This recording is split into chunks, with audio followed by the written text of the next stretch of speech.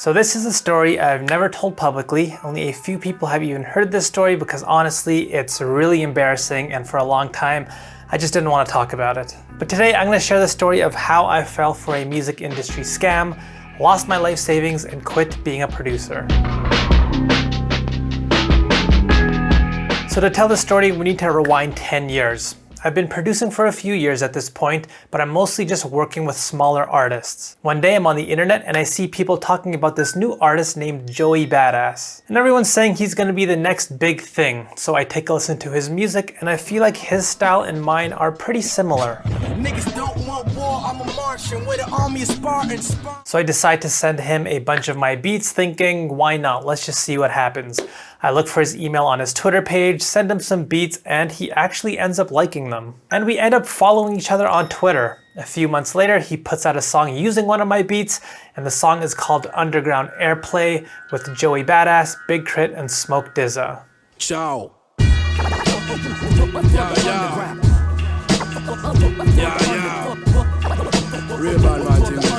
And I still remember the day this song came out, sitting on my computer watching the music video, being so happy.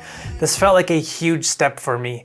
But this is where things start to take a turn for the worst. After the song comes out, a bunch of people follow me on Twitter. Some of them are guys from Joey Badass's crew, and one of them is Joey Badass's manager, whose name is Johnny Shipes. And this is a really important detail, so make sure you remember this part. After I got the follow on Twitter from Joey's manager, I also ended up getting an email from him. In the email, he introduces himself, tells me who he is, and that if I have any other beats, that I should send them over to him so he can share them with his other artists that he's working with. And this felt like a huge opportunity. Johnny Shipes worked with Big Crit and Nipsey Hussle, among other artists, so I was really excited. Now around this time, there was something else happening in my life and I was going through some pretty big changes. For the first time in my life, I moved from the city that I grew up in and I went to Toronto all on my own with just the money that I'd saved up.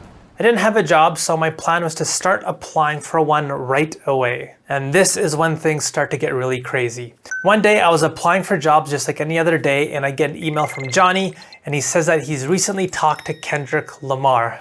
This is when things get really embarrassing. He says that Kendrick Lamar was looking for new producers to work with for his album that he was working on with J. Cole. For those that don't know or don't remember, way back there were these rumors that Kendrick and J. Cole were gonna drop an album together, and it was this mythical album that everyone always talked about. And Johnny told me that the album was happening and they're looking for producers for this album, and that I should send some of my beats over to Kendrick Lamar. And he actually gives me his email. And at this point, I'm freaking out, thinking this is an opportunity of a lifetime. Kendrick recently put out Good Kid, Mad City. He was huge. So now I have a decision to make. Should I get a job and just try my best to work on beats for this album in my free time? Or should I focus everything I have on making beats for this album, but risk everything that I'd saved up to this point? And I chose the second option. And for the better part of a year, I spent day and night working on beats for this album, hoping that this opportunity would finally help me become a full-time producer. And as you can imagine, the entire time I'm working on these beats, my bank account is just getting smaller and smaller. Now this is when things go from bad to even worse. After spending a few months sending beats to Kendrick, he introduces me to this young singer that he was working with through email. And he suggests that she and I work together on beats. And at this point, I'm a bit confused, but I think, all right, let's just see what happens. I don't want to say no to him. So she and I send music back and forth for a while, and I'm doing my best not to blow this opportunity.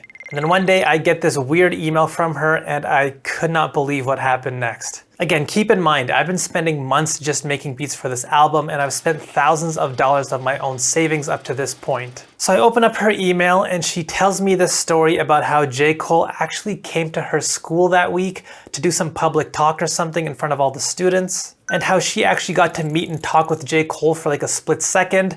And while she got to talk to him, she brought up that she and I were the producers who were actually working on his and Kendrick's album. And J. Cole says, "What the hell are you talking about?" She shows him the emails that Kendrick Lamar sent us, and J. Cole says, "I don't know who that is, but it's not Kendrick Lamar." So she basically let me know that the guy who I've been talking to is basically a scammer, pretending to be Kendrick just to get free beats, and this entire opportunity was just BS. And I couldn't believe it. I actually remember I was in such a state of denial that I actually accused her of being the one that's trying to scam me, so maybe I stop working on the project, and that way she gets all the opportunities. And she was just like, I don't care what you believe, I'm just telling you to help you out. Have a good life. And then just like that, she was gone.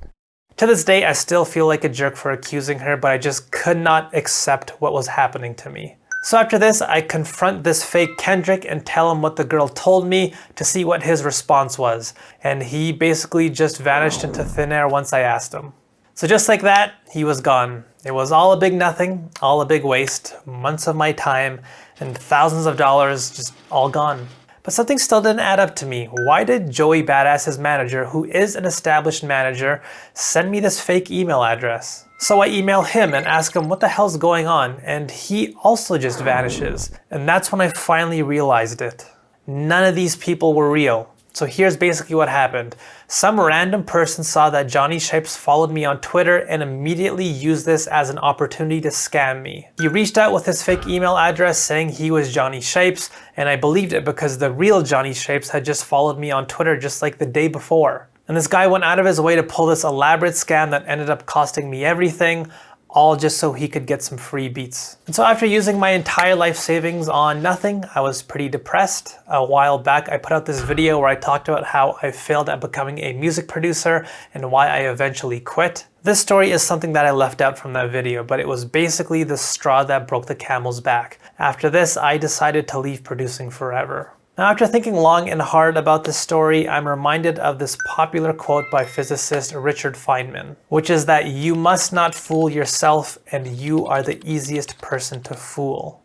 Honestly, there were red flags all over the place. There were things that I could have done to prevent this all from happening, but I wanted so desperately for this to be true, for this to be real, that I chose to ignore all of them. I fooled myself because of how badly I wanted to be a successful producer, and this is something that I see all the time. Producers getting offered album placement opportunities, but only if they pay $200 to some random guy on Instagram. And so I wanted to make this video for you. There are people out there who know how badly you also want to become a successful producer. And some of them are willing to use that against you just to get what they want from you. So be careful. Now I do want to end this on a positive note because I am a positive guy.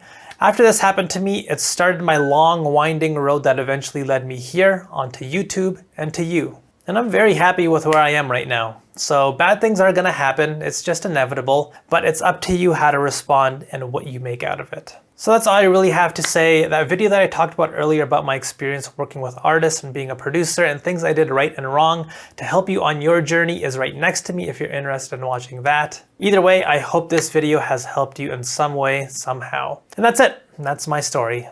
I'll see you next time. Have a good one.